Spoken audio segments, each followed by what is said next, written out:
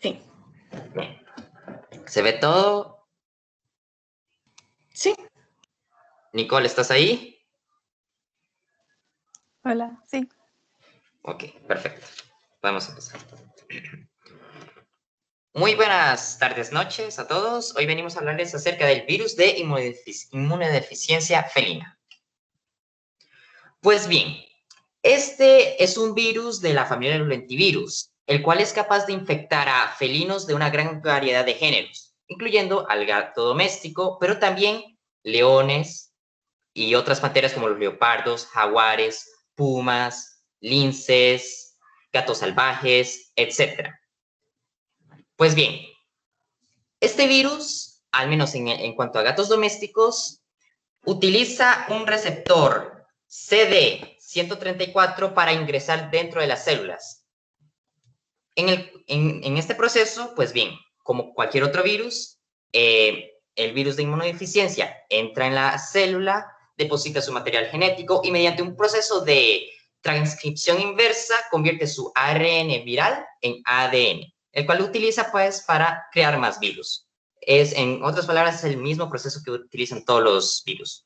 Pero lo importante, lo especial, lo que resalta este virus es el tipo de células que ataca, porque bien, como mencioné anteriormente, este virus utiliza una proteína que se encuentra en las membranas de las células llamada CD134 y también que lo utiliza como receptor y también utiliza como receptor otra llamada CXCR4, utilizando unas espinas de glicosilación, que son estas que pueden ver acá, pues interactúa con esas proteínas y así es como la célula lo deja entrar en ella.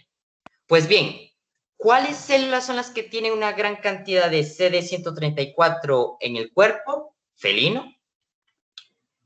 Pues linfocitos TH y monocitos y macrófagos. Este tipo de células tienen una alta cantidad de receptores CD134 en su membrana plasmática. Es por eso que este virus ataca específicamente o es más probable que ataque a este tipo de células. Y esto es muy importante, debido a que los linfocitos TH, en inglés serían helper T cells, son las que activan a las otras células inmunitarias para cuando hay una reacción, porque una célula inmunitaria, discúlpeme que vaya a utilizar un lenguaje no muy científico, pero digamos que soy un poco, todavía no he estudiado esto. Pero bien, el mecanismo es simple. Cuando hay un atacante, las células inmunitarias atacan y reconocen un agente que es el antígeno. Pues bien, el linfocito TH utiliza este antígeno para activar otras células en caso de que el atacante vuelva a aparecer. Pues bien, ¿qué es lo que pasa? El virus ataca estos linfocitos TH, así que deja desprotegido al cuerpo. Más aún, diciendo que ataca a macrófagos, que son una de las principales líneas de defensa, y también a los monocitos, que son, pues bien, macrófagos, pero que no han sido activados. Pues, ¿qué pasa con esto? Que al final tenemos una gran cantidad de síntomas, que realmente no son a causa del virus per se, sino que a causa de infecciones secundarias por bacterias u otros virus que aprovechan el sistema inmunitario debilitado del animal para atacarlo. Y esto puede derivar en caquexia, o sea, desnutrición, gingivitis, papiloma, estomatitis, desórdenes neurológicos y, como se puede ver, una mala condición física. De hecho, aquí en la izquierda podemos ver a un ejemplar de león que está infectado con este virus y se puede ver cómo está en mala forma, tiene las costillas. Aunque algo muy interesante es que por lo menos en leones, los ejemplares que se encuentran infectados con este virus no llega a serles tan letal, no llega a representarles un problema tan grave, pues porque, pues bien, aunque los ejemplares infectados sí presentan una baja condición física y un poco de desnutrición, técnicamente se desenvuelven bien en un ambiente normal, por decir así, cuando las presas son abundantes y no hay otra enfermedad. Sin embargo, cuando hay épocas, por ejemplo, de una sequía o que hay una, por decirlo así, una nueva, ¿cómo se dice en español? Outbreak, una nueva epidemia de otra enfermedad, ahí sí son mucho más susceptibles.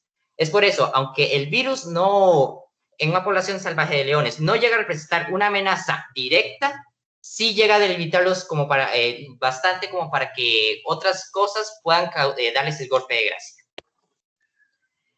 Pues bien, ahora vamos con Nicole, que les va a hablar acerca de la infección per se.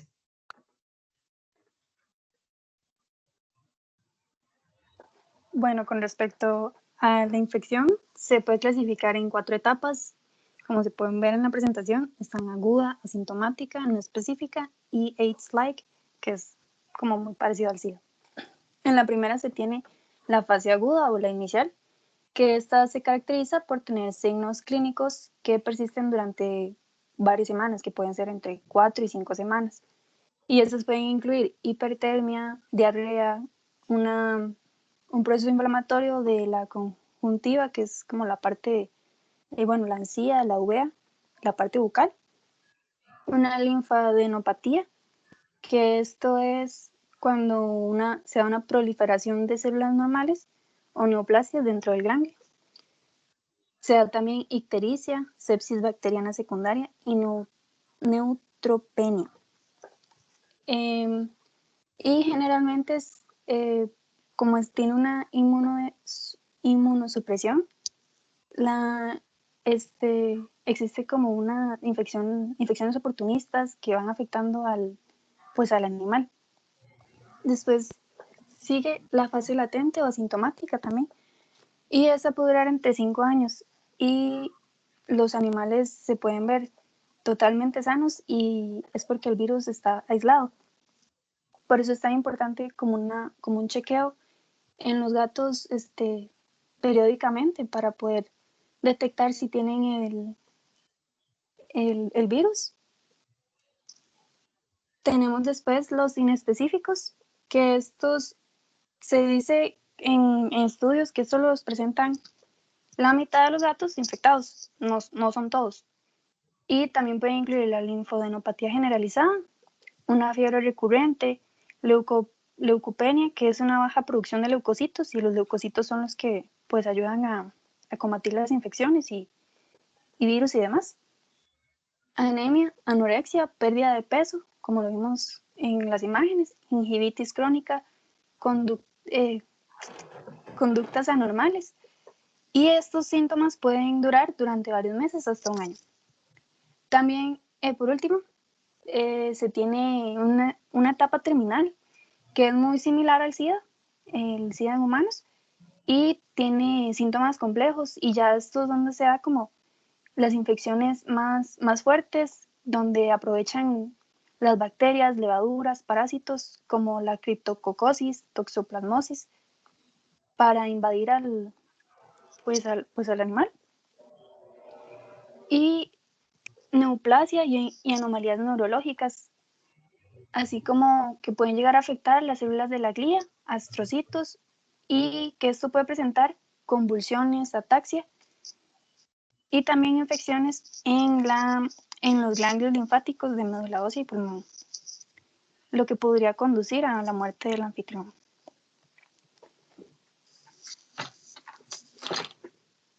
¿Puedes pasar?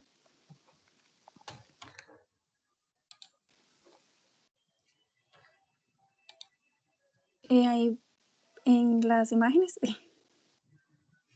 pasa la anterior. Perdón.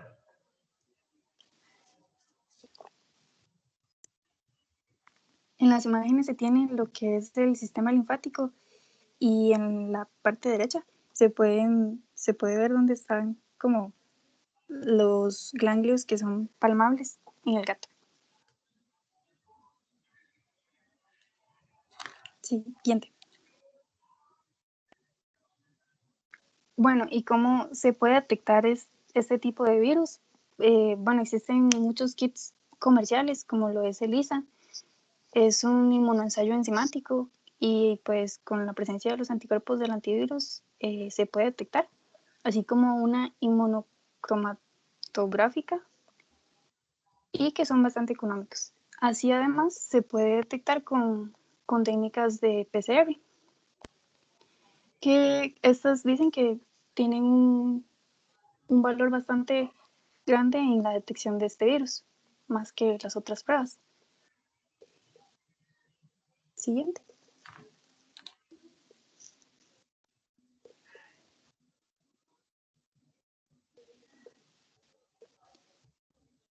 Entre los factores de riesgo, más que todo, cuando son gatos que llevan una vida libre y tienen un comportamiento agresivo, es más común como que se den ese tipo de, de luchas entre gatos, y eso puede provocar que se haya una transmisión de este virus más eficaz, porque se dan por las mordeduras, básicamente. La mayoría de los estudios epidemiológicos demuestran que los gatos machos no castrados son más propensos a infectarse con este virus.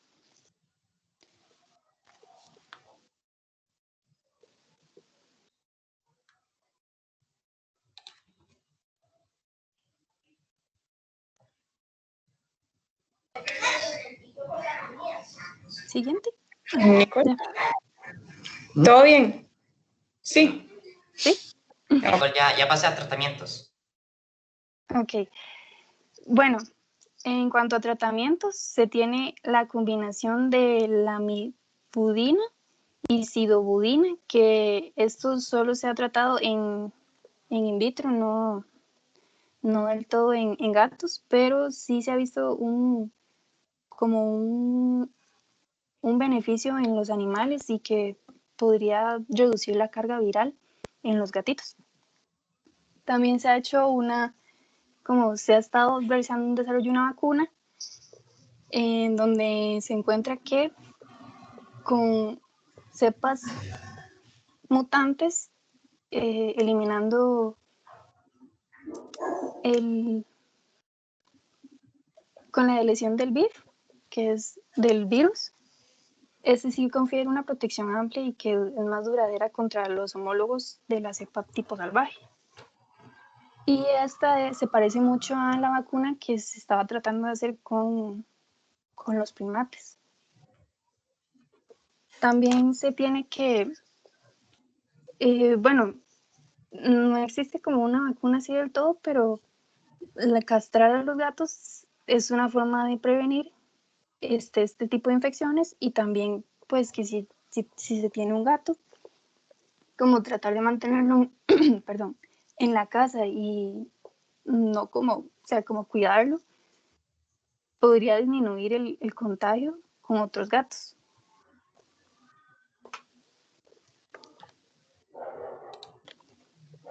Muchas gracias. ¿Alguna duda, compañeros, profesora? Bueno, muchas gracias, compañeros, por la presentación. Sí, yo tengo varias duditas. La primera, ¿qué creen que hace que este virus sea específico solo para los felinos? O sea, ¿por qué este tipo de antivirus solo ataca a felinos y no ataca, por ejemplo, primates? Sí, o humanos. La estructura de la proteína El a la virus del cual... SIDA. Bueno, había visto de que este virus, por lo que había leído, pues bien, en primer lugar, si hacemos una comparación con el virus, por ejemplo, del SIDA humano, bueno, SIDA de primates porque es como una familia muy relacionada, lo que pasa es que por lo que había leído, el VIH humano, el virus, utiliza otro tipo de entrada, otro tipo de proteína para poder anclarse. Porque hay que recordar, porque como variamos de especie en especie, pues la estructura de la proteína puede cambiar de un tipo a otro. Y dependiendo de lo que tenga el virus, podrá entrar en una célula o no.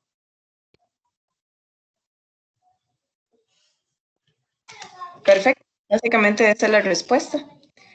¿Ok? Ahora, normalmente los receptores pueden tener otras funciones. Este CD134, que es por donde el punto de unión donde se ancla este virus, ¿tiene alguna otra función? ¿Cuál es la función normal de este receptor? La verdad, si le soy sincera, no sabría decirle. Ok, con respecto por lo que había leído, lo que sé de este receptor es que, en primer lugar, una comparación que habían hecho en el paper que había leído de que que el virus del VIH, el virus del VIH utiliza el CD4 y en el del fenil utiliza el CD134. También había leído de que en los gatos también utilizan un correceptor, que es el que había mencionado anteriormente, que es el CXCR4, pero no había leído mucho más. Algo que sí recuerdo que muy interesante, que se me olvidó decirlo anteriormente, perdónenme, pero muy importante, y es de que este virus, conforme va multiplicándose dentro del huésped, va mutando a un ritmo bastante impresionante, digamos, para eludir al sistema inmunitario. Y lo que había llegado a leer es de que llega un punto en el cual este virus deja de ser muy dependiente del CD134. O sea, en todos los ejemplares de que se han analizado de gatos, de felinos infectados con este virus, todos son dependientes del correceptor CXCR4. Sin embargo, parece que en los estadios más avanzados, el virus deja de ser muy dependiente del CD134, lo que implica de que es capaz de infectar células que no tienen una alta cantidad de este receptor. De hecho, es por eso que al final termina infectando a células B y a otro tipo de linfocitos. Ok, perfecto. Pero el receptor en sí, la función, no sabía decirlo. No, era nada más. Era eso como sí, algo. por el tipo de célula en el que se encuentra, supongo que tiene que ver algo con un reconocimiento de patógenos, porque estamos hablando de células inmunitarias, pero no. Ok, no. Esto es para que ustedes entiendan que a veces este tipo de marcadores no solamente son receptores así como banderitas de identificación, sino que pueden tener alguna otra función como receptores de alguna otro mensajero químico o así. O bien pueden funcionar como un receptor con otra célula, pero nada más era para ver si sabían o si tenían el dato. Pero todo lo demás sobre la infección del virus del SIDA y que usa otro receptor, eso completamente claro. Otra pregunta con respecto a la vacuna o a los tratamientos. Devuélvanse a la diapositiva de tratamiento.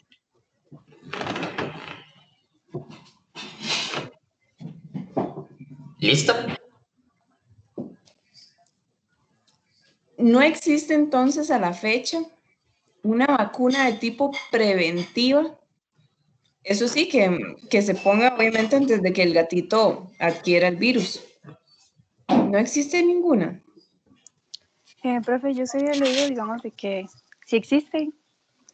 Lo que pasa con esas vacunas es que son únicamente para un subtipo pues, del virus. Entonces, cuando le aplican la vacuna, el gato puede quedar expuesto a los demás subtipos pues, del virus. Ok. Entonces, no es como que genera una protección total, sino una protección parcial. Sería como el típico vacuna de la influenza, que te tienes que vacunar cada año porque si no te puedes meter otra cepa. Sí, algo similar.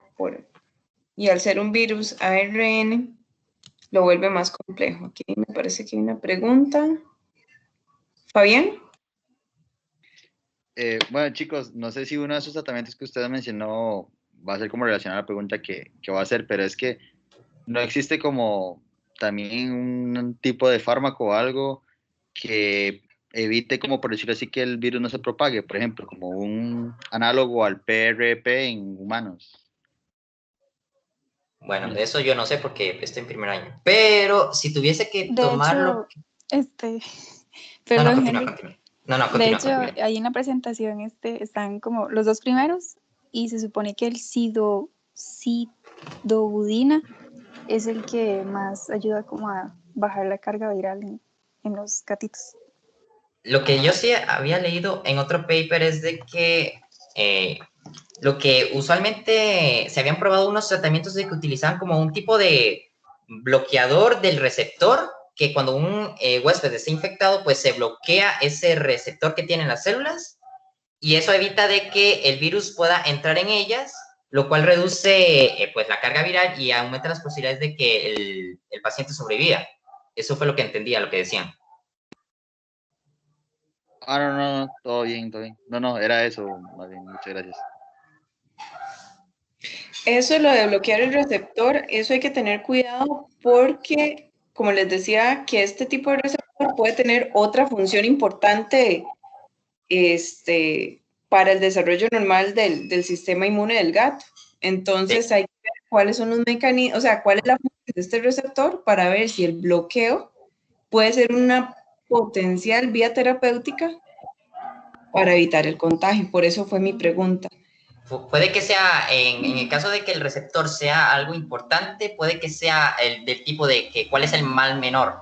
De tipo que, ok, tienes un virus, de que si lo dejas ir a la libre, te va a destrozar el sistema inmunitario por completo y te vas a morir de cualquier otra infección.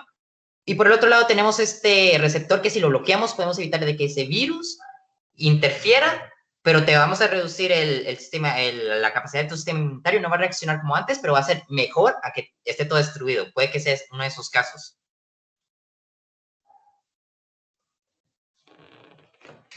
Ok. ¿Alguna otra duda?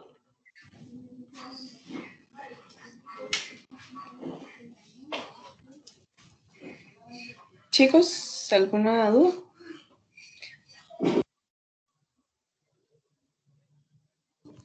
Bueno, no, muchas gracias compañeros por la presentación. Por favor, les recuerdo subirla también en el grupo para que esté disponible.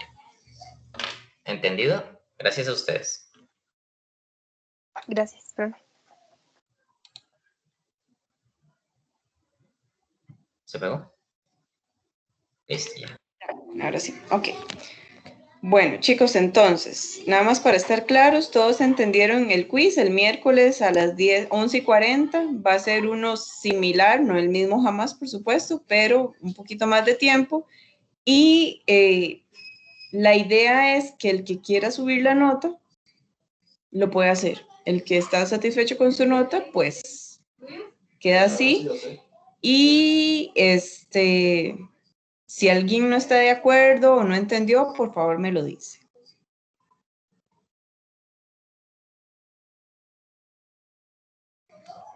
Bueno, lo otro, nada más recordarles que la otra semana es el examen, va a ser igual a las 6 de la tarde. Si ustedes tienen disponibilidad, podemos hacerlo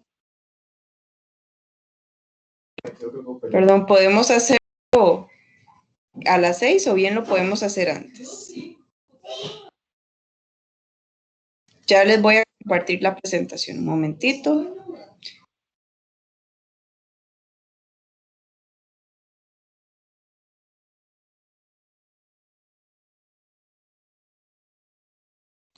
Profe, ¿lo subo a archivos o al canal general, a la conversación general?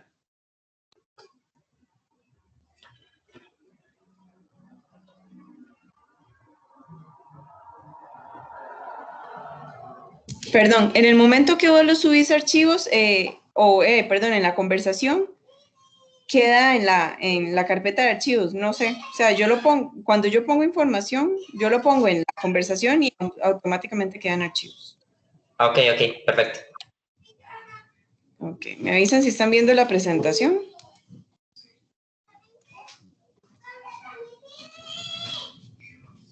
¿La están viendo, chicos? Sí, profe. Sí, profe. Ok, bueno.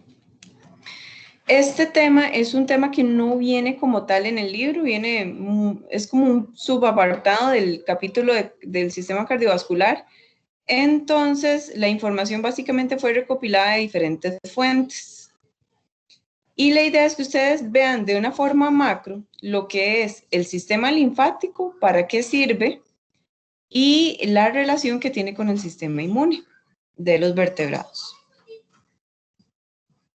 Y por supuesto viene relacionado con el tema que expusieron los compañeros ahora.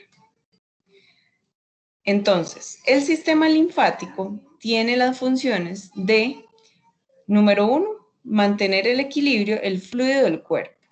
Nosotros, bueno, ustedes saben que nosotros tenemos un 60, un 65% de agua y esa agua no va a estar distribuida de forma al azar en cada uno de los compartimentos del cuerpo. Si vemos esta imagen de acá, tenemos 3 grandes compartimentos. ¿Cuáles eran los grandes compartimentos, chiquillos, que llevaron fisio?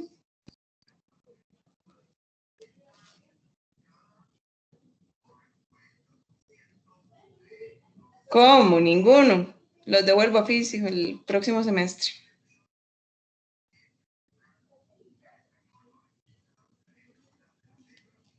Belén, María Lau, Fafa. ¿Qué pasó, profe? Perdón. ¿Cuáles eran los 3 compartimentos del cuerpo?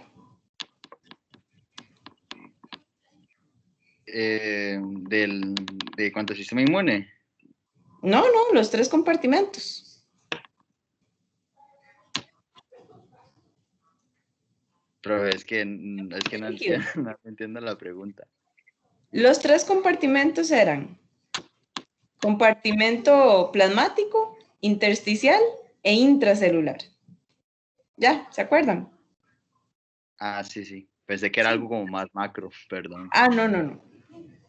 Entonces, en esos 3 compartimentos, que es todo lo que está dentro de los vasos sanguíneos, lo que está alrededor de las células y lo que está dentro de las células, esos compartimentos van a tener diferentes volúmenes de agua.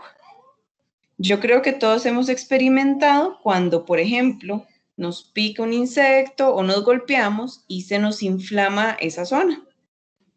Eso es porque hay un reajuste del volumen o del líquido de esa zona del cuerpo y se genera edema.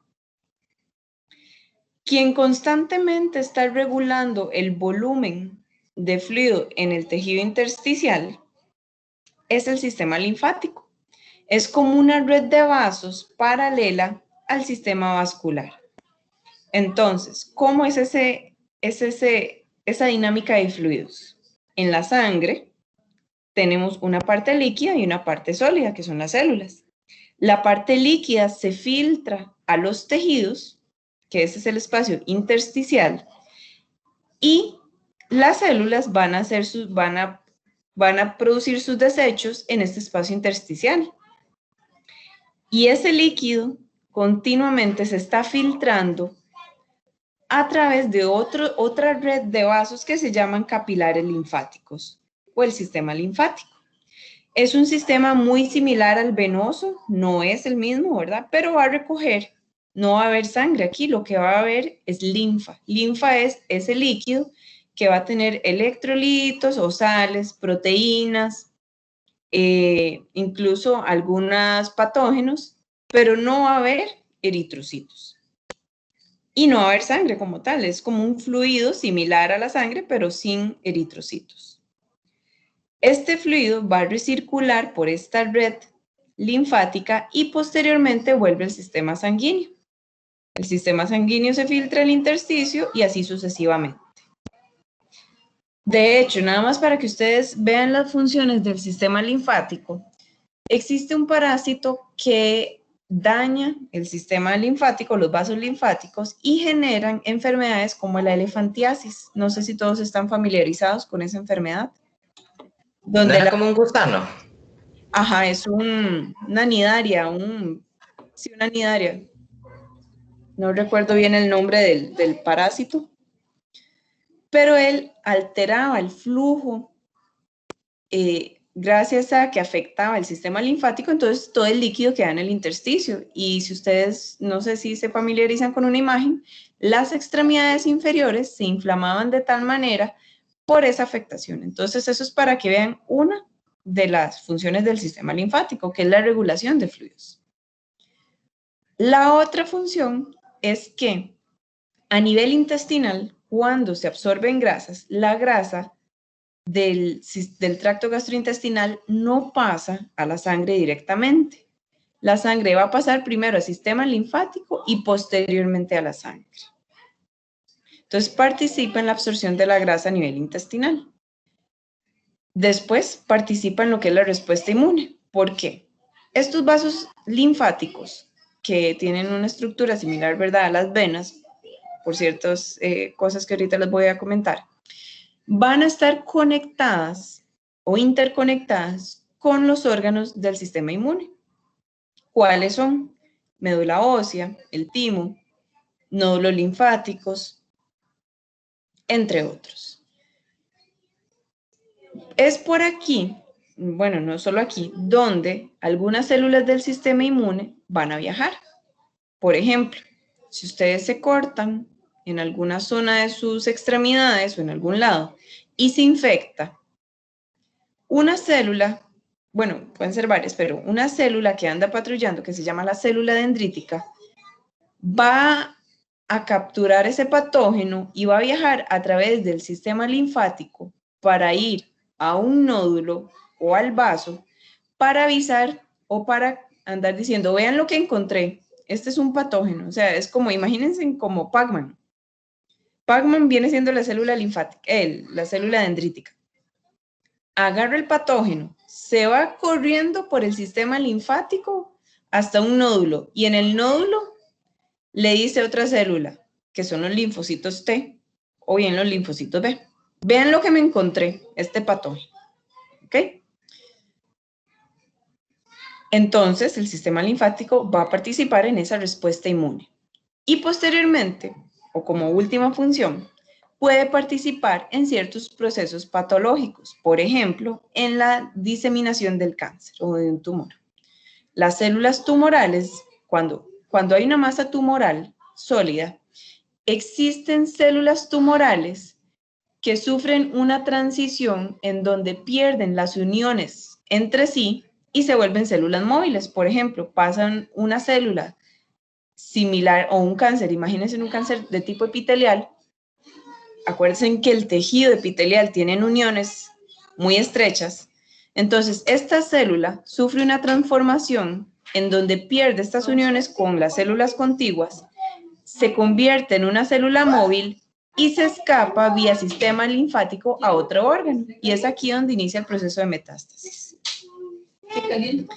De hecho, esto se conoce como transición epitelio-mesenquimal, que es uno de los mecanismos de metástasis. Entonces, ¿por qué esta transición epitelio-mesenquimal? Para que lo relacionen con embrio. Acuérdense en que el ectodermo, al inicio, se va a hacer de la línea primitiva, se van a ingresar las células para formar el mesodermo. Entonces, hay un mecanismo en donde células epiteliales van a romper sus uniones para ingresar a la capa intermedia y formar el mesodermo. ¿Me siguen? Sí, profe. Ok. ¿Podría volver a explicar? Ok. Entonces, acordemos en el proceso de gastrulación, o sea, donde se van a formar las 3 capas embrionarias, inicialmente en el ectodermo, que es la parte superior, se va a formar una estría primitiva. En esa estría primitiva se va a hundir o se va a generar como un hundimiento a través del cual las células de la superficie pierden sus uniones para migrar hacia la capa más inferior y formar el mesodermo. Es una transición epitelio-mesenquimal. Y con esto entonces se forma la capa del mesodermo. Este mismo mecanismo de transición epitelio-mesenquimal es en la que se da cuando hay tumores. Entonces, un tumor sólido está caracterizado porque hay uniones fuertes entre las células. Entonces, una masa tumoral son células que se empiezan, ¿verdad?, a proliferar, pero están fijas. En el momento que hay una transformación o una transdiferenciación, estas células fijas pierden sus uniones, se vuelven células móviles y hay esta transición epitelio-mesenquimal.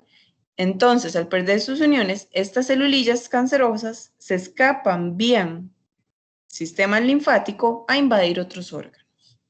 ¿Ok? Y ahí es donde inicia la metástasis. Por eso se dice que el sistema linfático también participa en procesos patológicos. Sí. Profe, una pregunta. Sí. ¿Qué es lo que causa que se rompan estas uniones? Muy buena pregunta. Eso es una pregunta muy buena. No sé. Existen muchas investigaciones y causas, pero está también, digamos, intervienen muchísimos factores, entre ellos también los factores inmunes, pero si alguien quiere hablar un poco de este tema, porque este tema de esta transición o esta metástasis o transformación maligna es gigante y responde a muchas causas. Si alguien quiere hablar como un comodín, sería genial. Pero la respuesta sí, digamos, directa. ¿Cuántos comodines se pueden? Up to you, Henry, up to you. Ah, pues dímelo. Ay. Buenísimo. Ok. Entonces Henry se lo va a responder, porque realmente cuál es la causa no la sé, pero o sea, no es solo una causa, son varias alteraciones. Está bien, muchas gracias. Ok. Profe, ¿Sí? y a la hora de detectar un tumor, ¿se da como algún fármaco, algo que detenga esto para que no se dé metástasis? Lo que se puede hacer es que, por ejemplo, en cáncer de mama es muy común que cuando hacen una disección del tumor, eliminen los nódulos linfáticos de la que están cercanos a la axila. Puede volverme un poquito. Entonces, esa zona, aquí, por ejemplo, los nódulos linfáticos, ahorita los vamos a ver, son unas agrupaciones especializadas en donde las células acusan del patógeno. Pero también, como vimos, es una vía de escape de células tumorales. Entonces, cuando hay cáncer de mama, por ejemplo, si hay de esta zona, también se eliminan los nódulos linfáticos para evitar esa metástasis. Desconozco si hay algún medicamento como tal, pero fuera de lo que es la quimioterapia y la radioterapia para que esa célula no se salga de control, pero no sé si hay algo específico para eso. Ok. El sistema linfático tiene dos grandes componentes. El sistema linfático o los órganos linfáticos primarios y los órganos linfáticos secundarios. Los primarios son esos sitios donde va a haber esa maduración de los linfocitos T y los linfocitos B.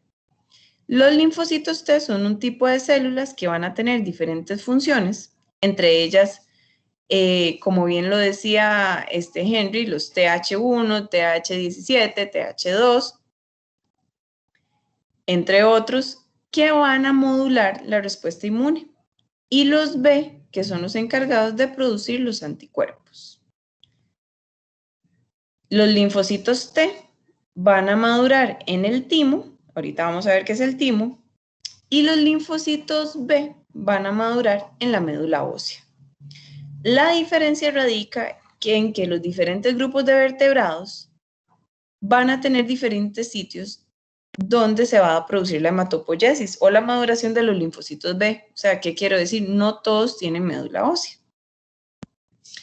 En otros organismos va a ser el hígado a nivel fetal y en las aves vamos a tener una estructura que está cercana al tracto gastrointestinal que se conoce como la bursa de Fabricio, que va a tener esta función similar a la médula ósea. Los órganos linfoides secundarios son en donde los linfocitos T o B van a diferenciarse o se pueden activar. Esas zonas son el vaso, aunque el vaso realmente no está conectado directamente con el sistema linfático, sino que está unido con el sistema sanguíneo, los nódulos linfáticos, las placas de Peyerl, que ahorita las vamos a ver, los vasos linfáticos, que no todos los vertebrados van a tener nódulos linfáticos. Los nódulos linfáticos empiezan a aparecer en aves acuáticas y mamíferos. Les decía que la estructura anatómica o la estructura morfológica de los capilares linfáticos es más similar a las venas porque tienen las válvulas que evitan el flujo retrógrado, ya que si las venas manejan bajas presiones, los vasos linfáticos aún más. Entonces, ¿cómo es esa red paralela? Este ya lo conocemos, es el sistema circulatorio, el sistema arterial, sistema capilar y sistema venoso. Aquí en el medio vamos a tener a todos los tejidos y entre los tejidos vamos a tener líquido o fluido intersticial, que es este que estamos viendo acá. Todo fluido, de acuerdo a las leyes físicas, va a fluir de donde hay más presión a donde hay menos presión. Entonces, el líquido se va a filtrar desde el lado arteriolar hacia el intersticio y del intersticio hacia los vasos linfáticos. Entonces, los vasos linfáticos van a recoger ese líquido que contiene desechos, contiene antígenos, contiene grasas, en el caso del sistema tracto gastrointestinal. Lo va a hacer pasar la linfa a través de estos pequeños filtros, que son los nódulos linfáticos, y posteriormente, justo antes de que la sangre regrese al corazón, lo va a pasar al sistema venoso. Como tiene tan baja presión, a veces vamos a encontrar corazones linfáticos que en realidad son como bombas que ayudan al flujo de la linfa al sistema venoso. Entonces, aquí, bueno, tenemos un ser humano, pero ahorita vamos a ver dónde están los demás órganos en los otros animales. Los órganos linfoides centrales o los primarios son la médula ósea, que está dentro de los huesos largos, y el vaso. Perdón, el vaso. Es que estoy con B y vaso. Perdón. La médula ósea y el timo.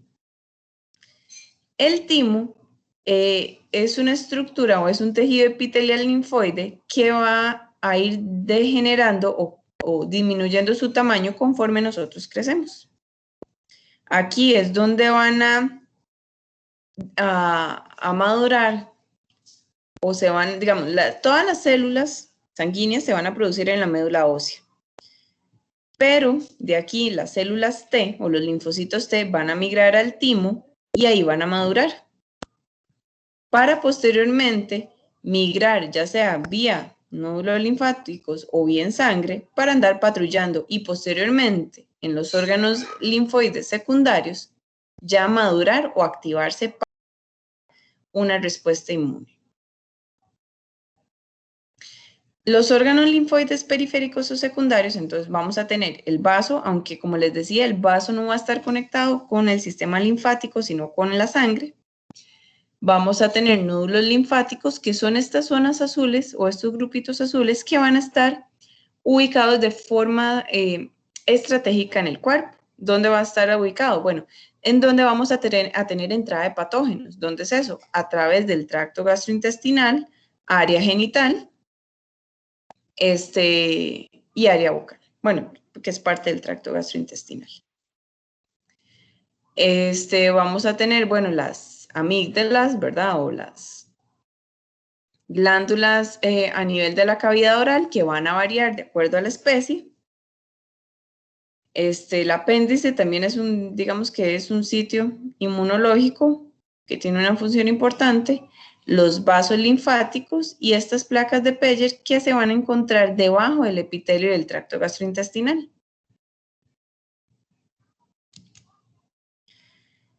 Entonces, la médula ósea. La médula ósea es el sitio donde se va a dar la hematopoiesis. La hematopoiesis es la formación de las células del sistema sanguíneo que se van a formar a partir de una célula madre hematopoyética. Esta célula madre hematopoyética va a generar un progenitor linfoide y un progenitor de la línea mieloide. El progenitor de la línea linfoide va a generar 3 células principales. Células B, que son las que van a producir los anticuerpos, pueden ser unidos a la membrana o bien secretados. Las células T, que son las células efectoras de generar diferentes tipos de respuesta inmune, ya sea si son patógenos intracelulares, extracelulares, etc. Y las células natural killer.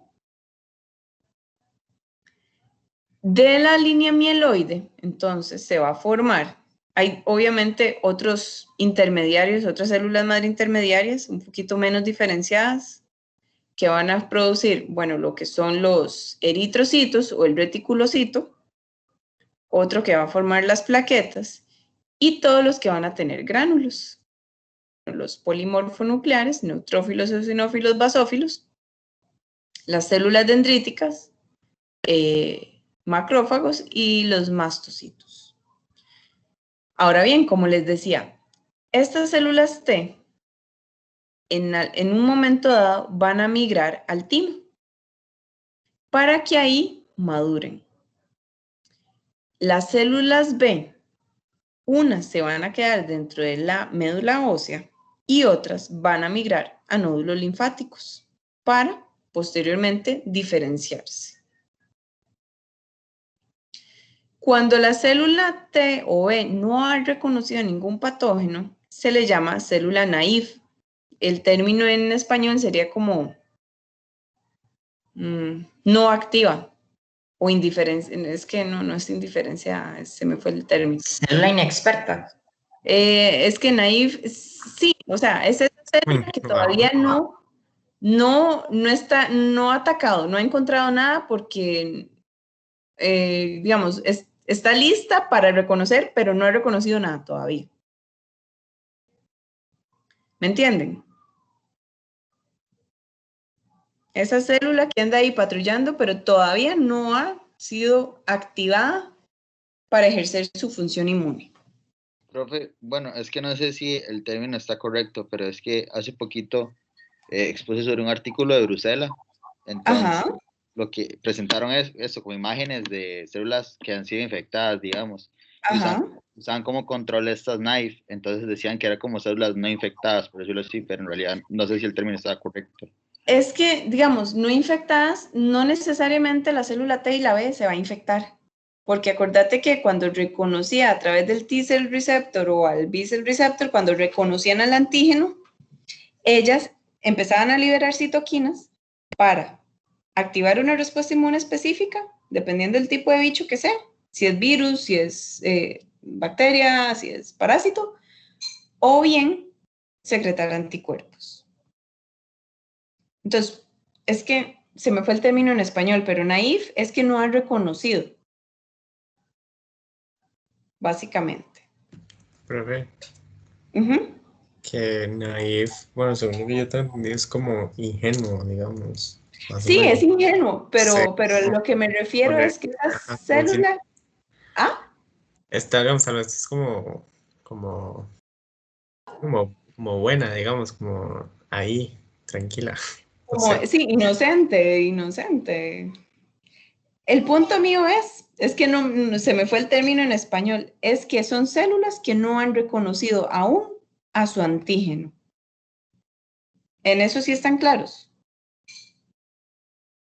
Sí, pero Sí, profe. Sí, ok.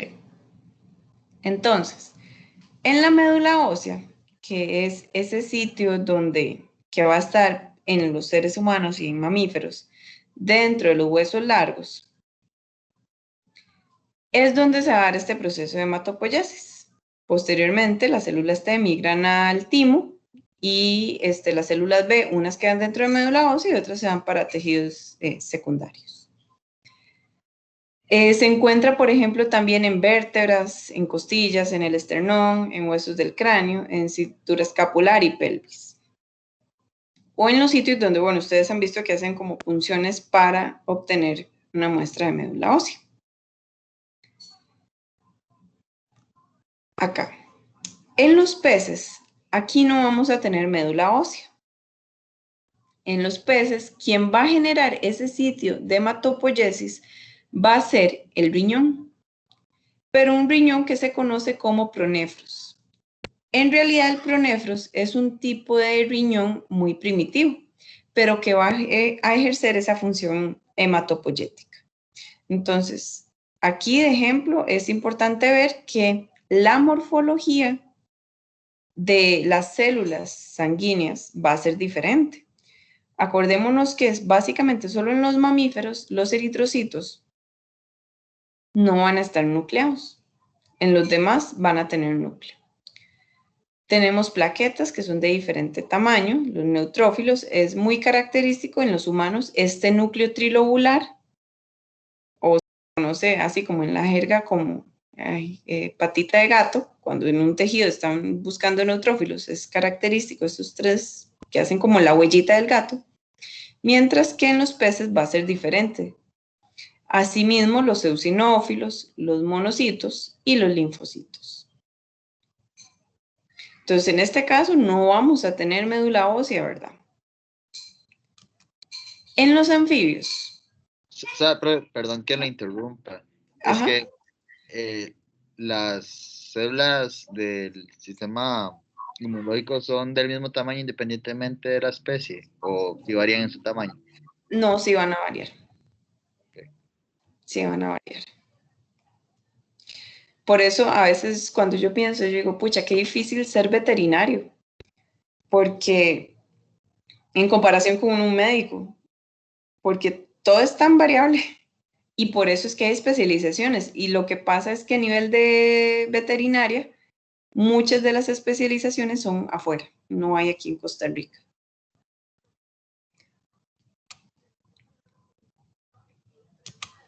Aquí, en anfibios, quien va a generar el sitio o quien va a ser el órgano hematopoyético va a ser el hígado y los riñones en la etapa juvenil, o sea, en la etapa pre-metamorfosis.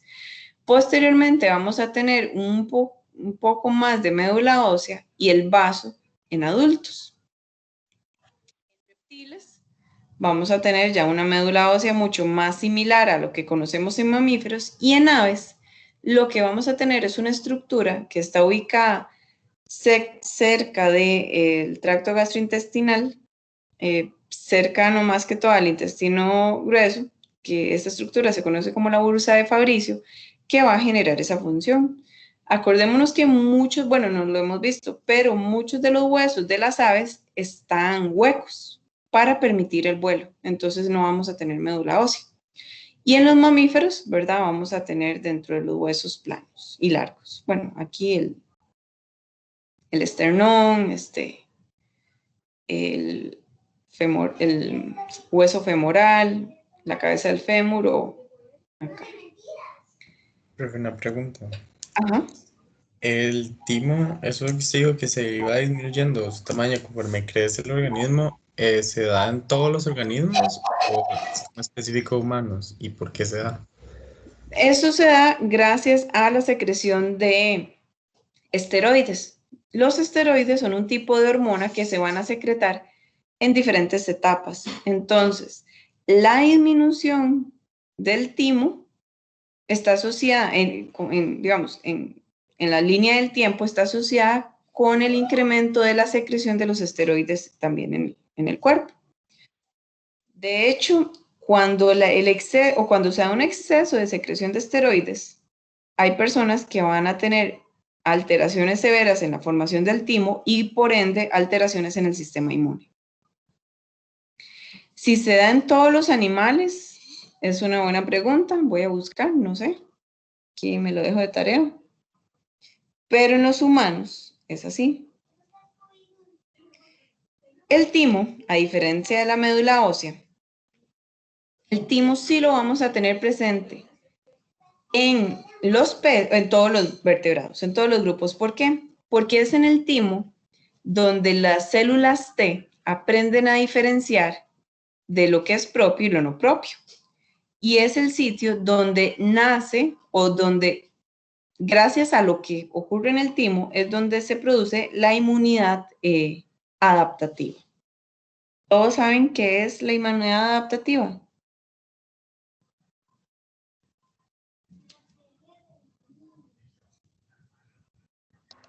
Sí, profe. Sí, ok. Entonces, este timo, a diferencia, como les decía, de la médula ósea, sí lo vamos a encontrar en todas las especies. Entonces, cuando esta célula, voy a volver, esta célula T inmadura migra al timo, en el timo es donde, yo siempre les digo, es donde las células van a la escuela. Entonces se les presenta un antígeno. Si el antígeno es propio, Si yo les digo, bueno, esto es un pedazo de proteína de músculo, por decirles un ejemplo. Si la célula T reacciona, ¿qué pasa? Se activan mecanismos de apoptosis porque es una célula que va a reaccionar contra lo propio. Entonces, este tipo se le llama como selección negativa. Entonces, cuando se le enseña algo que es propio y reacciona, se selecciona negativamente. Entonces, es aquí donde ellas aprenden a reconocer lo propio de lo no propio. Es aquí donde van a la escuela, ¿verdad? Los linfocitos T. Generalmente vamos a encontrar un órgano bilobulado y se encuentra en la parte superior del tórax y va a tener dos grandes partes. Va a tener una corteza donde vamos a encontrar generalmente células inmaduras y más en el centro vamos a tener la médula donde vamos a tener linfocitos T un poco más maduros. Y bueno, como les decía, este se va haciendo más pequeño con respecto a la edad y de hecho también eso está asociado a que cada vez somos menos propensos o nuestro sistema inmune obviamente no va a funcionar de la misma manera cuando éramos jóvenes. Esto comparando un niño con un adulto mayor. Esta estrategia de la ausencia del timo se ha utilizado para realizar ratones desnudos. No sé si ustedes conocen esta cepa de ratones desnudos. Se me fue el nombre. Vamos a ver, mouse. Es que no sé si esa es la traducción. Bueno, es que es una cepa. Sí, es el nut mouse. ¿Lo conocen? Son los que tienen como el sistema inmunológico como súper débil o algo así, profe. Correcto, supreso. Esos ratones desnudos los hicieron porque afectan la síntesis o alteran la síntesis de esteroides a propósito para que ese ratoncito no tenga timo. Entonces son ratoncitos que no van a tener sistema inmune. Resulta que este mismo mecanismo que afecta a la producción o al desarrollo del timo, afecta también los folículos. Por lo tanto, son ratoncitos que se les llama desnudos porque no van a producir pelo. Y se usan mucho para el estudio de células humanas, por ejemplo.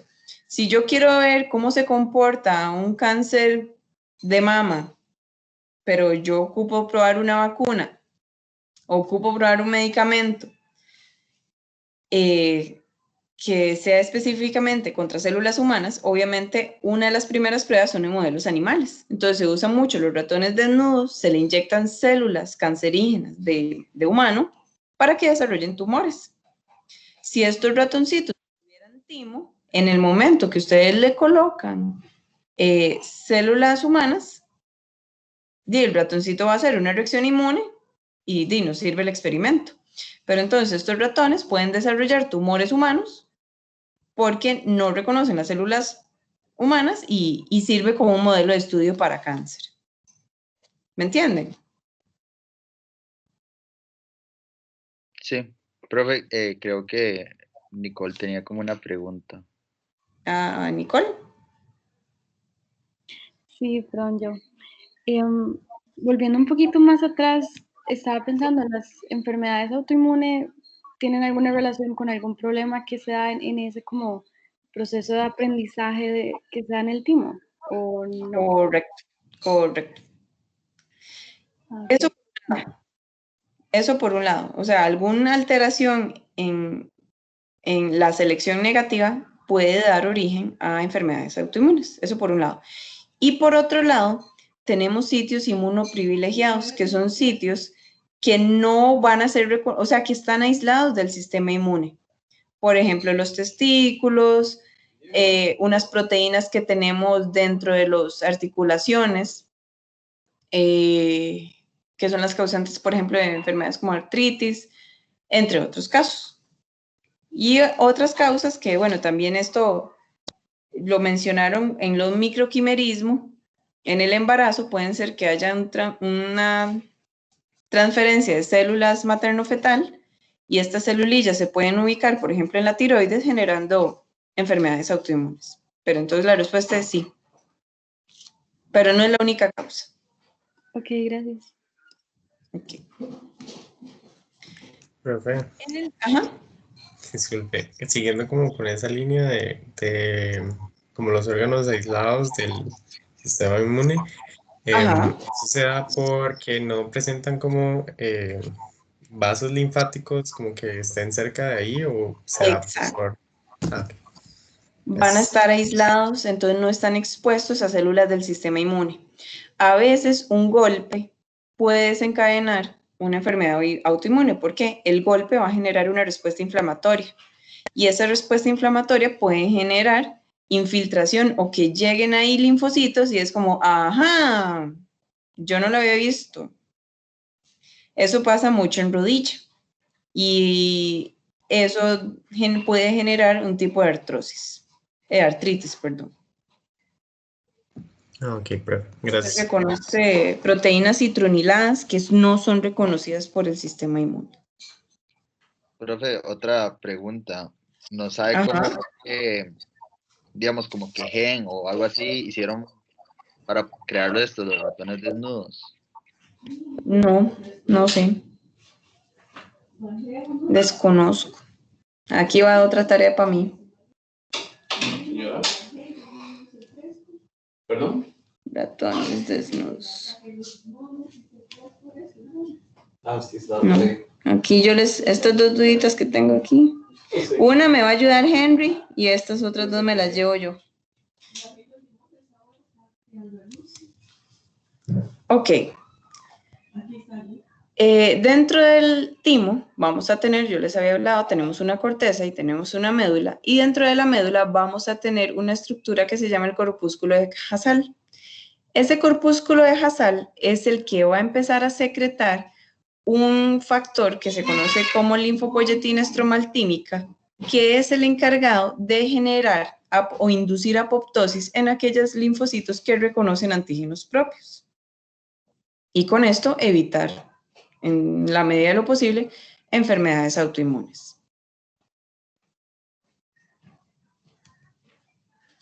Entonces, aquí hay un diagrama muy básico de la presencia de los órganos linfáticos en los diferentes vertebrados. Por supuesto que dependiendo de los órganos que tengamos, vamos a tener diferentes funciones. Obviamente, entre los mamíferos y las aves vamos a tener más mecanismos mucho más especializados para la función inmune correcta. Entonces, lo que es el recambio de clase, no sé si se acuerdan los chiquillos de fisio, lo que era el recambio de clase, la hipermutación somática, ¿se acuerdan? Chiquilines. No, profe, sinceramente no. Ok, bueno, por cierto, ya André presentó el programa de Inmuno para que ya cada vez más cerquita se dé ese curso, ya casi, ya casi. El recambio de clase era que cómo pasa de una IgM a IgA, IgE, etcétera, etcétera. ¿Se acuerdan? Y la hipermutación somática era cómo se da una selección más fina a un determinado antígeno. Cuando se agarraba un antígeno, se unía para aumentar la afinidad o la avidez de un anticuerpo por un antígeno, había una mutación o un cambio que generaba otro receptor con mayor afinidad. Ah, profe, esto era lo de la cadena pesada y lo de la cadena ligera. En las zonas digamos, en los puntos donde se reconocen los antígenos, que eran tres saquitos o tres. Que estaban las D y luego el segmento de cadena pesada, ¿era algo así o no? Ajá, anda por ahí, anda por ahí. Ah, ok. Entonces, este tipo de mecanismos los vamos a tener, no los vamos a tener, por ejemplo, en los peces, en los anfibios, pero ya en reptiles, aves y mamíferos sí va a estar más presente. Entonces, aquí lo que tenemos es una comparación de estos órganos. GALT es Gut Associated Lymphoid Tissue o tejido linfoide asociado a intestino, porque como les decía, el tracto gastrointestinal es la puerta de entrada de patógenos. Entonces, esta es el GALT, en nuestra primera línea de defensa. Tenemos aquí bueno, lo que son peces, en general vamos a tener el timo y el vaso como órganos linfoides secundarios. En anfibios ya vamos a tener una médula ósea un poquito más formada, no va a ser exactamente igual a lo que encontramos en aves y mamíferos. ¿Qué vacilón? Aquí no están reptiles. Hasta ahora me doy cuenta. Bueno. Entonces ya en los anfibios vamos a tener una médula ósea, el timo y el vaso. En aves vamos a tener, bueno, médula ósea, sin embargo, acordémonos que la bursa de Fabricio, la que hace la función principal de hematopoiesis, el timo, el vaso, y no se sabe a ciencia cierta o no se ha descubierto nódulos linfáticos. Sin embargo, sí hay centros germinales. Centros germinales es donde los linfocitos B van a proliferar una vez que se activan. O sea, una vez que reconocen un antígeno, estos linfocitos empiezan a proliferar para atacar a ese determinado antígeno. Y en los mamíferos, entonces vamos a tener médula ósea, timo, vaso, nódulos linfáticos, las placas de Peyer y los centros germinales, bueno, que van a estar también en vaso y nódulos linfáticos. ¿Qué les iba a decir? Se me fue. Entonces, ahora sí, dentro de los órganos linfoides secundarios, vamos a encontrar el vaso. Lo vamos a encontrar por lo general dorsal al estómago. Está sumamente vascularizado el vaso. Y no, como les decía al principio, no tiene conexión con nódulos linfáticos, sino que va a ser o va a estar con conexión con el sistema cardiovascular, el sistema circulatorio, pues. Dentro de sus funciones, no solamente se asocian funciones relacionadas al sistema inmune, sino que los eritrocitos tienen una vida media aproximadamente de 60-90 días. Entonces, un eritrocito senescente ingresa a vaso donde se recolecta el grupo hemo para reciclarlo y generar síntesis de nuevos glóbulos rojos. Porque aparte de degradar los eritrocitos viejos, se encarga o puede aportar con la hematopoiesis, sobre todo en casos donde hay daños en la médula ósea. Eso por un lado. Por otro lado, si anda algún patógeno en sangre, quien inicialmente detecta o a donde inicialmente llega ese patógeno va a ser el vaso.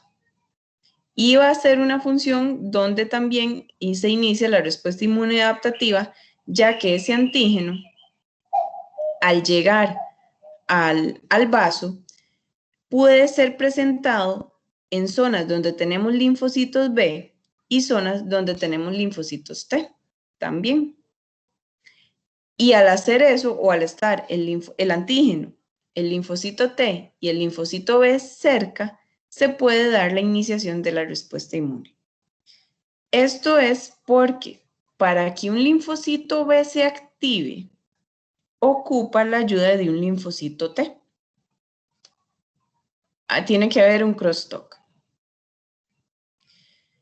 Entonces, ¿qué quiere decir? ¿Qué quiere decir? Que también, entonces, no solamente al vaso van a llegar eritrocitos para su senescencia, sino que van a llegar linfocitos para su activación y pueden ser linfocitos B o linfocitos T. Tenemos una zona que se llama la pulpa roja, que es donde esta zona o este tejido que tenemos acá, donde se van a dar los procesos de senescencia de los eritrocitos, y la pulpa blanca que va a estar conformada por esta estructura. Entonces tenemos una arteriola central, posteriormente tenemos una lámina linfoide periarteriolar, una zona marginal que es donde van a estar ubicados principalmente los linfocitos B y un centro germinal. los centros germinales es donde, una vez activado ese linfocito B, empieza a dividirse y proliferar para empezar a producir anticuerpos.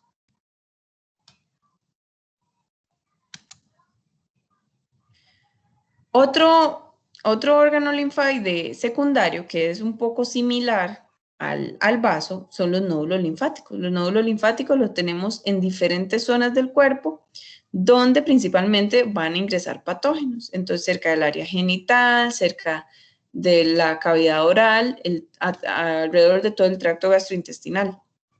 De hecho, me imagino que muchos resfriados se han sentido como pelotillas en el cuello que les duele. Esas pelotillas en el cuello que se inflaman cuando estamos, por ejemplo, resfriados o tenemos una infección en la garganta, son esos centros germinales llenos de linfocitos duplicándose y por eso incrementa su tamaño.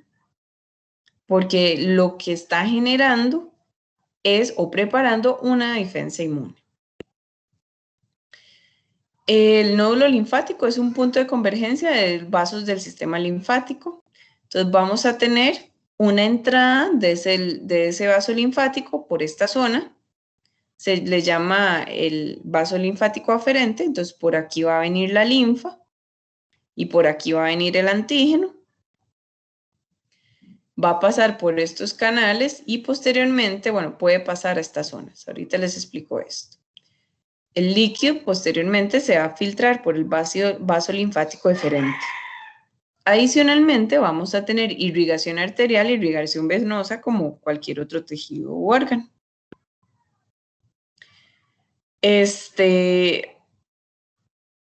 Vamos a tener unas venas, aquí no se ven, unas venas endoteliales, vénulas endoteliales altas que están ubicadas, bueno, es que no se ven, yo creo que les puse una imagen más bonita, otra más bonita. Vamos a tener una zona donde vamos a tener linfocitos T y otra zona donde vamos a tener linfocitos B. Y esta zona donde va a tener linfocitos B, o esta compartimentalización, permite que un antígeno sea reconocido por el linfocito T, en esta zona azul, o por el linfocito B, en esta zona, y se dé la activación de las células para generar la respuesta inmune adaptativa. Ok. Acá. Bueno, aquí está una vénula endotelial alta.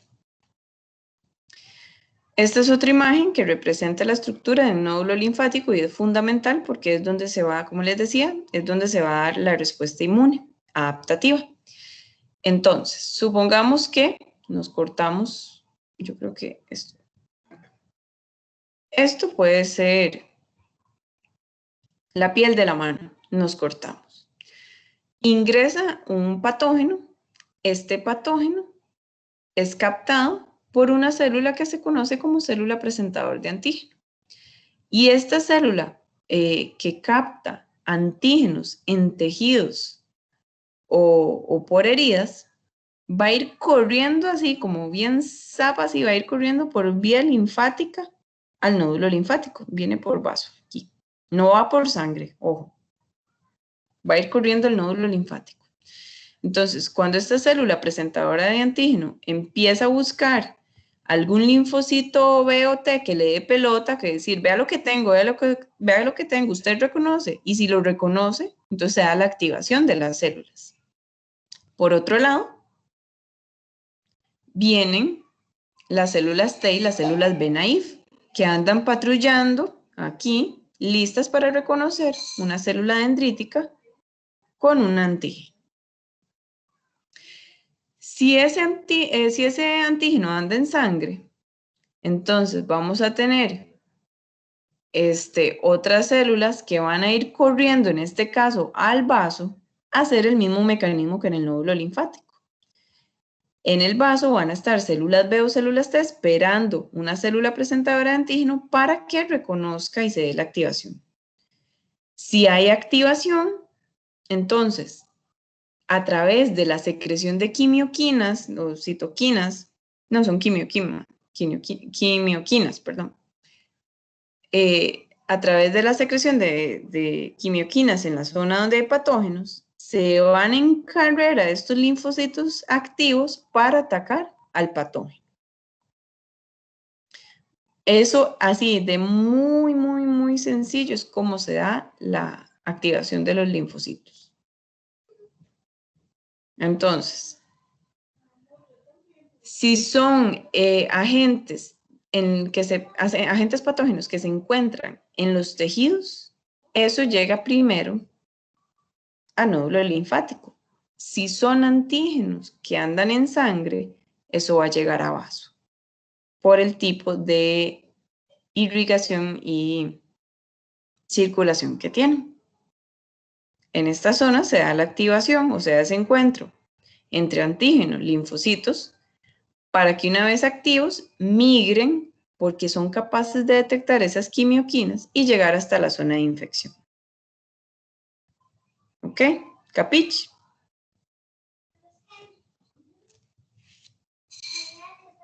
Chiquillos.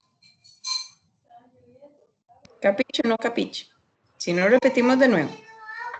Capiche. Ok. Bueno, cualquier cosita me pregunto. Sus preguntas son muy buenas y muchas veces no sé la respuesta, pero en la próxima clase yo les trataré de traer las respuestas. Ok. Adicionalmente, aparte de estos tejidos que hemos visto, tenemos lo que son los tejidos, el GALT, que es tejido linfoide asociado a intestino, o bien tejido linfoide asociado a mucosas. Entre eso incluye lo que son las amígdalas, las glándulas adenoides, el apéndice y estructuras especializadas como estas placas de Peyerl. Esto es el epitelio del tracto gastrointestinal, principalmente, bueno, esto parece intestino. Vamos a ver. Las placas de Peyerl, entonces, son unas estructuras que se van a o que tienen una estructura similar a un nódulo. Vamos a tener centros germinales de un lado que van a estar principalmente células B, otra zona donde se van a ubicar las células T, y van a tener una célula M, que son las que son capaces de colectar los antígenos que pueden pasar a través de la luz del tracto gastrointestinal.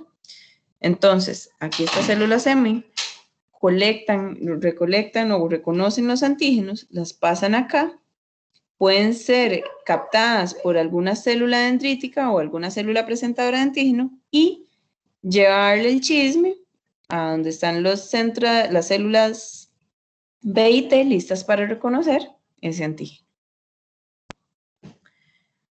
Tenemos no solamente el nivel intestinal, sino que va a haber a nivel nasal y nivel bronquial. Ah, bueno, se me olvidó decirles, obviamente, porque las vías aéreas es un sitio también de captación de patógenos. Profe, perdón, Ajá. esas las M son Ajá. partes del epitelio. Sí, pero no es igual que una célula epitelial. Tiene modificación que permite captar antígenos y pasarlos a estas placas de Peyerl. Es más una célula linfoide. No sé su origen como tal, pero epitelial no es. O sea, no sé de dónde se deriva, pero no es epitelial. O sea, está aquí en esta zona, pero su función es completamente diferente. Una buena pregunta. Célula M, aquí está, ya la apunté también, para ver su origen. Muchas gracias. Estas placas de Peyerl van a tener conexiones con la red linfática. Y obviamente va a estar presente. Como es un mecanismo tan básico tan importante y tan básico en la línea de defensa, que es como la primera entrada, entonces lo vamos a tener presente en todos los organismos. Eso para hablar un poco de las estructuras de los diferentes organismos. Ahora bien, así una pincelada del tipo del sistema inmune, me imagino que ya lo han visto en, bueno, los que han llevado micro, los que están llevando bioqui. El sistema inmune vamos a ver. El sistema inmune, hay dos tipos. Tenemos el sistema inmune innato y el sistema inmune adaptativo. El innato es el que reconoce de forma general. Esa forma general es capaz de decir, esto es bacteria. Esto es un virus. O esto es un parásito. Porque el sistema inmune innato reconoce estructuras muy, muy básicas y conservadas dentro de los patógenos. Por ejemplo, la pared celular de las bacterias. De forma general, tenemos 4 tipos de patógenos. Los extracelulares, que son aquellas bacterias extracelulares, parásitos y hongos. Y aquí tenemos algunos ejemplos de organismos y las enfermedades que causan. Por ejemplo, la neumonía, el tétanos, la enfermedad del sueño. O, bueno, la neumonía puede ser causada por varios. Otro gran tipo de patógenos son los patógenos intracelulares, que pueden ser bacterias, pueden ser parásitos o pueden ser virus. Y lo que tenemos son otros tipos de parásitos extracelulares, bueno, que los ponen por aparte por el tipo de respuesta que ejercen, que son aquellas extracelulares, ¿verdad?, que generan también enfermedades. Entonces, hablando así, a muy, muy grosso modo, entre la respuesta inmune innata y la adaptativa, una gran diferencia es que esta respuesta inmune innata es ese primer mecanismo de barrera. Es como el que reconoce, aquí hay una pared celular, esto es propio del cuerpo, entonces ataquémoslo. Esa respuesta inmune innata se da muy rápida porque no es específica. O sea, no es lo mismo decir que, esto es una bacteria, a decir, esto es Mycobacterium tuberculosis. La respuesta inmune adaptativa ya reconoce específicamente qué bicho es. La innata no, es de forma general. Y actúa por mecanismos de inflamación, también mecanismos de activación del complemento, que es un conjunto de proteínas que se activan en cascada, que tanto la inflamación como la activación del complemento lo que generan es fagocitosis, o sea que las células fagocíticas se traguen o se coman o se fagociten ese patógeno y lo destruyan. Esta respuesta se da en minutos, es inmediata, pero la respuesta dura días y posteriormente concluye.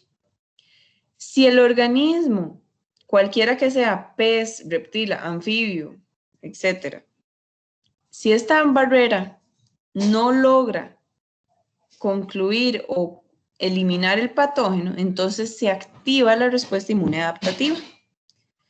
Esta respuesta inmune adaptativa no es tan rápida en levantarse. Puede durar unas horas o puede durar días, dependiendo del mecanismo que sea. Uno de los mecanismos más rápidos es ese reconocimiento por las células dendríticas, que son como esas patrullas que andan reconociendo a ver si hay algún patógeno en algún tejido. O incluso puede ser algunas células T específicas que reconocen esa zona de ese antígeno. El antígeno, sí les digo que puede tener muchos epitopos. ¿Se acuerdan qué era eso, chicos? ¿O han escuchado de esos epitopos?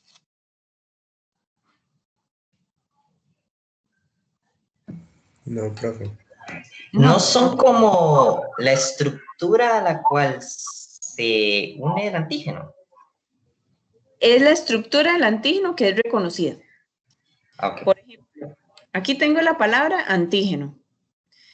Entonces, un receptor me puede reconocer la A, otro receptor me puede reconocer la N, otro receptor me reconoce la T, otro la I, otro la G.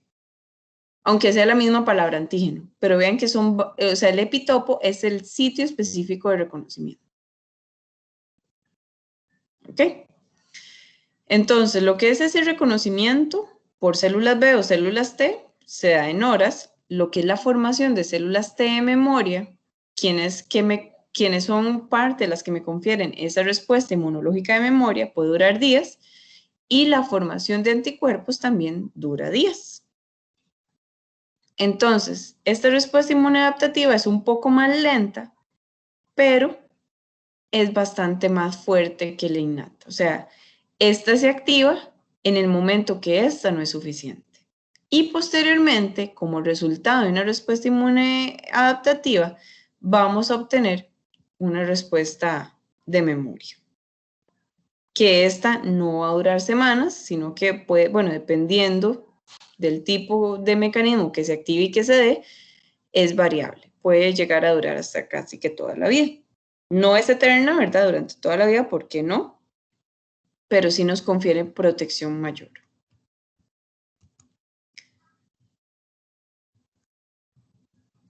Dentro de las células que vamos a encontrar como protagonistas en la inmunidad innata son los macrófagos, que son esas células que son capaces de reconocer y fagocitar patógenos por el reconocimiento de estructuras conservadas, pared celular, algún azúcar que esté solo en bacterias, entre otros, así como la célula dendrítica.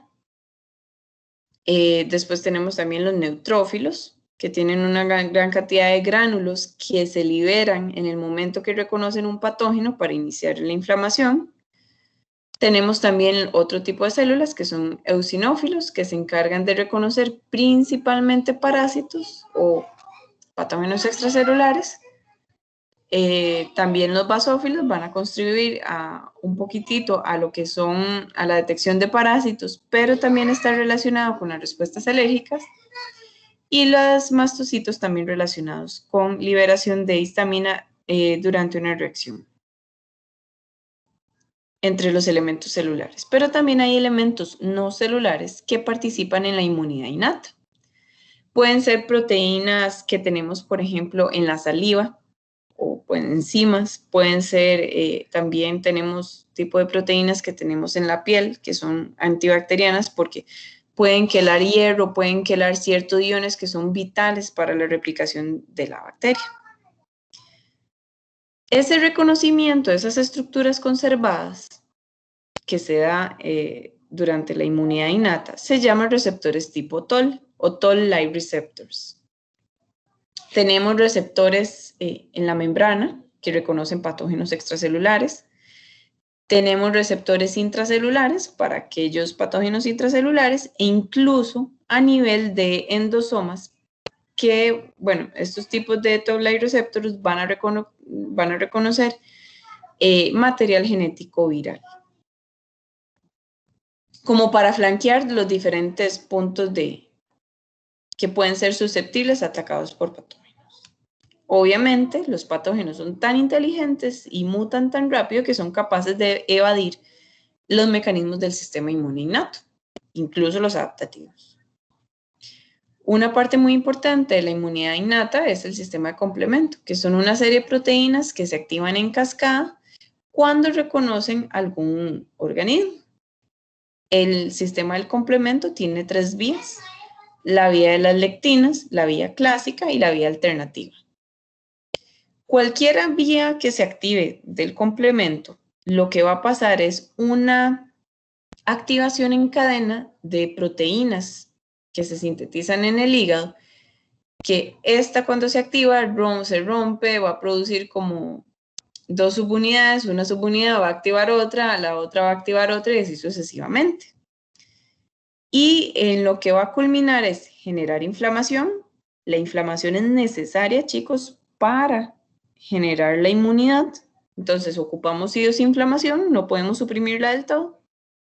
Esa inflamación va a conducir a la opsonización, que es cuando ese antígeno es reconocido ya sea por anticuerpos o bien por proteínas del complemento e inducido a la fagocitosis. Resulta que hay bichitos o hay patógenos que pueden ser fagocitados directamente. Sin embargo, cuando están opsonizados o bien recubiertos por anticuerpos o por proteínas del complemento, son mucho más fáciles de ser fagocitados.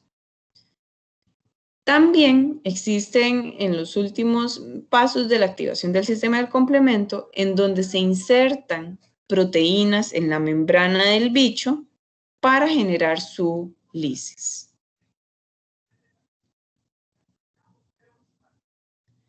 Y aquí, bueno, viene un cuadrito comparativo entre la inmunidad innata y la adaptativa. Entonces, aquí nada más a manera de ejemplo, en donde tenemos aquí diferentes microbios.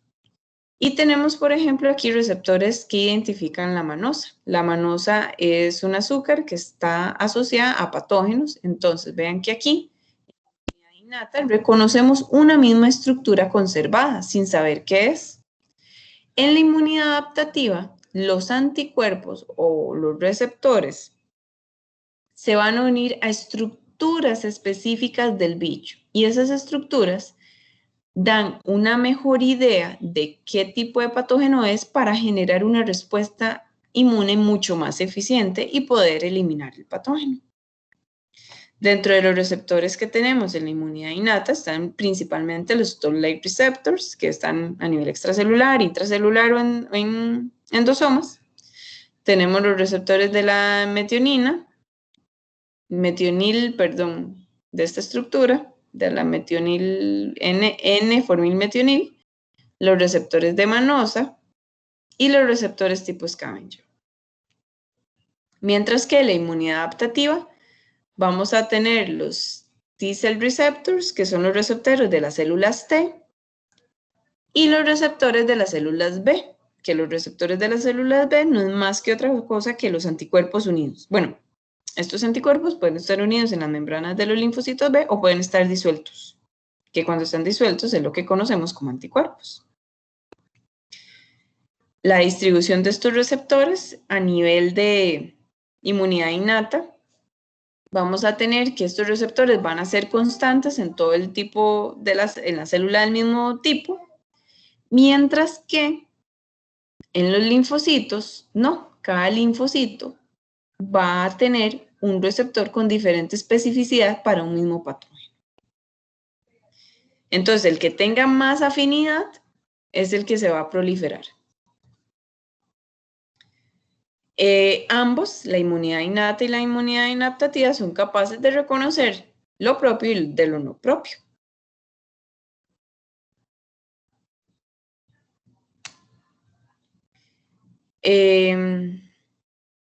Y esto ya para finalizar, que la inmunidad adaptativa es cuando, bueno, ya sea los linfocitos B o los linfocitos T, en diferentes zonas van a crecer y van a generar linfocitos inmaduros, ya sean linfocitos B inmaduros o linfocitos T inmaduros.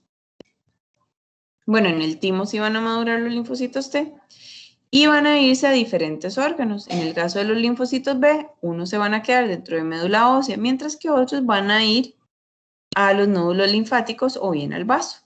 Y pueden andar circulando entre sangre y estos órganos linfoides secundarios o órganos linfoides periféricos. Los linfocitos B también van a andar circulando entre sistema sanguíneo, órganos linfoides secundarios, hasta que alguna célula le presente el antígeno con la afinidad idónea para su receptor específico. Entonces vean que la probabilidad, o piénsenlo así, para que se dé la inmunidad adaptativa, del montón de linfocitos que te podemos tener en el cuerpo, solo uno o unos cuantos van a tener una afinidad idónea contra una parte de un patógeno. Y cuando esa unión ocurra con tal fuerza de avidez, este linfocito se va a activar, va a buscar a un linfocito B que tenga esa misma afinidad para que se dé una respuesta celular como una respuesta humoral. Respuesta celular se refiere a cuando la célula T o el linfocito T ataca directamente, y respuesta humoral se conoce cuando el linfocito B va a producir anticuerpos. Eso así como a un modo generalicísimo del sistema inmune. Y ya, digamos, la inmunidad adaptativa la vamos a tener en todos los vertebrados y fuera de los vertebrados, digamos, uno de los primeros, los agnatos, los peces sin mandíbula, es de donde se empieza a originar la inmunidad adaptativa, pero en vertebrados vamos a estar presente con este proceso innato y adaptativo. Y eso es. La clase de hoy también era cortita. No sé si tienen alguna pregunta, comentario.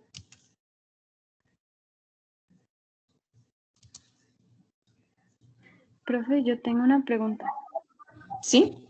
No sé si esto ya es como muy médico o qué, pero una vez un doctor me dijo que, o sea, es normal que los nódulos, ¿verdad? Como especialmente en la garganta, que son muy visibles, se inflamen cuando uno está enfermo y todo, pero él me dijo que si llegaba como a cierto punto ya podía ser peligroso, pero entonces, si la inflamación es como algo positivo de la respuesta del cuerpo, ¿por qué hay un límite donde ya no es como, o sea, ya puede ser peligroso para uno? Ok. Sí, es muy común, bueno, antes era muy común que se removían las glándulas adenoides principalmente. En algunas personas son sumamente grandes y generan mucha molestia cuando se activan por una infección. Entonces la remueven. La inflamación es un proceso que tiene que ser muy controlado porque la inflamación va a permitir que los vasos sanguíneos, perdón el lenguaje coloquial, se abran. Entonces, al abrirse, las células del sistema inmune se pueden meter en los tejidos. Voy a poner la cámara para que me entiendas. Entonces, un vaso sanguíneo, perdón, es que estaba jugando fútbol antes de la clase con mi chiquita, entonces ando media toda sudorosa y todo. Esto es un vaso sanguíneo, ¿verdad? Cuando hay inflamación, entonces, esto va a pasar. Las paredes de los vasos sanguíneos o las uniones intercelulares se van a separar. Entonces, al separarse, las células del sistema inmune se van a infiltrar y van a llegar al tejido. Entonces, en la inflamación, células que tienen gránulos, generalmente neutrófilos, van a liberar proteínas que van a dañar al tejido con el fin de eliminar el patógeno. Si esa inflamación posteriormente el mismo sistema inmune no la controla, empieza no solo a dañar lo malo, sino que empieza a dañar el tejido que está alrededor, que está sano. Porque la inflamación, digamos, tiene que ser como muy controlada en la zona. Si esa inflamación no se controla, empieza a crecer en las zonas alrededor, empieza a afectar el tejido dañado y más bien lo empieza a necrosar. Por eso es que la inflamación en exceso es mala. Es, por ejemplo, lo que pasa en las reacciones alérgicas, de que, por ejemplo, con el maní, de que si te lo comes, si eres alérgico y se termina inflamando tu garganta y al final se inflama tanto que no puedes ni respirar porque te bloquea las vías respiratorias. Exactamente. De hecho, la gente que muere por COVID, no con COVID, por COVID, es porque se da esta tormenta de citoquinas, que es una inflamación así exagerada a nivel interno y a nivel del sistema respiratorio. Y esta inflamación es lo que mata, porque es una respuesta exagerada del sistema inmune.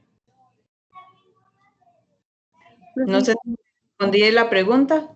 Sí, está perfecto, muchas gracias. Pero tengo otra pregunta, no sé si es muy tonta, pero digamos, la inflamación es buena hasta cierto punto, pero si uno toma antiinflamatorios, no puede llegar como a interrumpir ese proceso positivo. Depende del tipo, o sea, así del todo, llegar a suprimir no, pero sí la controla. De hecho, es que con esto, en el caso del COVID han recomendado de todo porque todavía hay mucha tela que cortar, pero, por ejemplo, digamos, el uso de antiinflamatorios es para tratar de controlar, obviamente, la inflamación y que ¿cómo se llama? La cura no sea peor que la enfermedad. ¿Quién controla esta inflamación? El mismo sistema inmune, a través de unas células que se llaman, bueno, los macrófagos pueden controlar la inflamación, porque hay dos tipos de macrófagos tipo 1 y macrófagos tipo 2. Y las células T reguladoras, una vez que se dio la inflamación en la primera fase, después se activan otras células T, otro subtipo que se llama células T reguladoras, que le dicen, ok, ya con esta inflamación está bien, ya, bajemos la inflamación.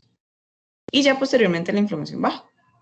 Pero si la inflamación continúa y continúa y continúa porque o hay un exceso de microorganismos, entonces genera mucha más infección y esa más infección genera más inflamación, eso genera un daño severo. Incluso hay muchas enfermedades que pasa eso, es el exceso de inflamación quien genera el daño. Bueno, gracias, profe. Ok. ¿Alguien más tiene alguna pregunta, comentario? De hecho, profe, hoy Moderna sacó la noticia de que la vacuna está generando, provoca un 95% de efectividad. La Moderna es basada en ARN mensajero, ¿verdad? Sí, o sea, tal vez estoy equivocado, pero me parece que era la que estaba haciendo junto a Oxford. Entonces sí es ARN. Ok. ¿Ustedes vieron la problemática de esta vacuna? La de Moderna. Y la de Moderna, la de AstraZeneca y la de Pfizer. Todas las que son basadas en ARN mensajero. Que tienen que conservarse temperaturas muy bajas y que eso no permite el transporte a países como que no tengan como un sistema de salud desarrollado para mantenerlas. Entonces eso aumenta la desigualdad de quién pueda conseguir la vacuna. Correcto. Ese es un pequeño, o sea, yo desconozco, ya esto ya es nivel inmuno avanzado, desconozco por qué muchos de los esfuerzos han sido basados en ARN mensajero y no, por ejemplo, en los métodos convencionales de atenuación del virus, pero el hecho que sea ARN es mucho más susceptible, es una molécula mucho más delicada, entonces hay que usar o hielo seco, ¿verdad? O así, y cantidades industriales. Y el pequeño detalle con el hielo seco es que puede explotar.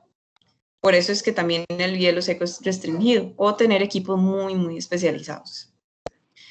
Entonces ahí en el TEC, bueno, ustedes saben que tenemos un generador de nitrógeno.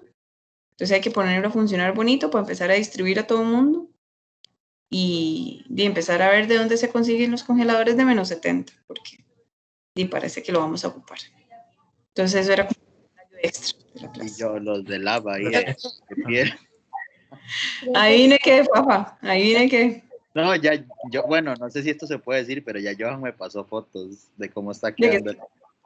Bueno, sí, no, pero el congelador está malo. Se nos volvió a descongelar las células ahora en la pandemia, como en mayo o en junio llegamos y está descongelado. Profe, Tenemos que arreglarlo. Ajá. que creo que se utiliza ARN mensajero, bueno, las vacunas basadas en eso, porque son más rápidas de producir. Entonces, las otras como que, bueno, según lo que yo había leído, ¿verdad? Entonces las otras como que llevan más tiempo y como estamos en pandemia y todas las cosas que tienen que conseguir. Entonces como que la de ARN mensajero, aunque es una técnica muy nueva y como que puede presentar algunas dificultades y obviamente no tanta efectividad como los otros tipos de vacunas, entonces, pero se puede producir más rápido, que es lo que se necesita. Más rápido. Sí, aunque bueno, hay que ver si esa velocidad, cómo es, si eso lo amerita, porque también están los efectos secundarios, o sea, es que es tan rápido que uno no sabe posibles efectos secundarios que vayan a desarrollar. Pero bueno, y habían también como indicios de vacunas que se iniciaron con MERS, con las pandemias que se dieron en el 2012, con virus similares a este coronavirus. Pero bueno, eso sí, ese tema sí está bastante volado y desconozco la razón, pero yo no sé. Ahí se la ponen y me cuentan cómo les fue. Yo no me la voy a poner. Pero bueno, chiquillos, no sé si tienen alguna otra pregunta o comentario. Muchas gracias por esos comentarios sobre estos temas relacionados con la pandemia. Entonces, ustedes saben que en este curso todo es bienvenido si quieren compartir información. Pero ya he escuchado que para el virus del ébola, la vacuna está bien con ARN mensajero, entonces hay experiencia por esa parte, entonces me imagino que hay experiencia en el campo para poder llevarlo o sea, llevar a cabo esta titánica misión, creo yo, entonces, por otra parte todo bien, sí, como que hay experiencia en el mundo, entonces, todo bien. Sí. Y no reportaron en esta del ébola, eso sí ya, digamos, no sé, desconozco, pero efectos secundarios o reacciones adversas a esta vacuna, ¿no has visto nada de eso? No, por mi parte no sé. Pero bueno, vamos a ver qué pasa con esto y esperar que... Pero igual, si no me equivoco, hay como, no me acuerdo el nombre del organismo o quién lo está pidiendo, pero que, digamos, creo que las compañías están pidiendo como una aprobación como en situación de emergencia, ¿verdad? Para la vacuna. Es que lo aprueben más rápido, ¿verdad? La FDA.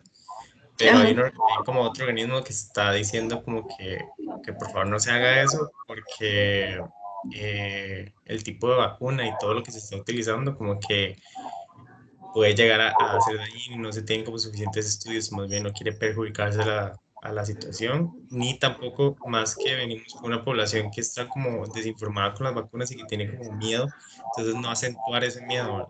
Entonces como también había leído por ahí. ¿Y quién será la EMA o...? Pero no sé, lo leí muy rápido, entonces dirás que no me acuerdo, creo que lo vi como hace... como hoy o ayer que salió la noticia, no, hoy salió lo de Moderna. Entonces, como hace unos días que salió lo de Pfizer, pero desconozco quién está haciendo. Y sí, esto solo en un par de meses o años veremos los efectos de esta vacuna, pero es una cosa o la otra, entonces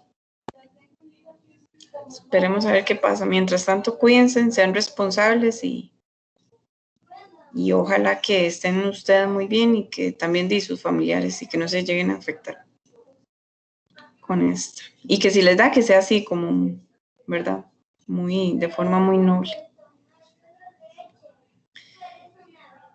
Pero bueno, chiquillos, Dino, eso sería por hoy. Entonces, la otra semana es el examen. Nada más me avisan si lo quieren o pueden empezar antes. Si no, no importa, empezamos a las 6. Y estamos en contacto. Está bien. Bueno, el miércoles el quiz a las 11:40 lo pongo más para el que lo quiera volver a hacer y mejorar su nota. Obviamente, si lo hacen y salen peor, entonces mejor les dejo la nota del primero. ¿Ok? Siempre, muchas gracias. Buenas noches. Ok, profe. Buenas noches. Buenas noches, que descansen, chicos. Noches, cuídense. Profe, ¿Sí? ¿nos puede subir las presentaciones? Es que creo que solo vi la de digestivo. Sí, ni la de Respi, ni la de... La de cardio, creo que era la que, bueno, yo estaba buscándola la semana pasada para el quiz, pero Ok, no la encontré. Sí, faltan las últimas 3. ok. Respi, cardio y ya está. Ya está, ajá. Ok, perfecto. Ya mismo la subo, está bien. Gracias, Gracias, profe. profe. Bueno, Buenas con noches. gusto. Buenas noches.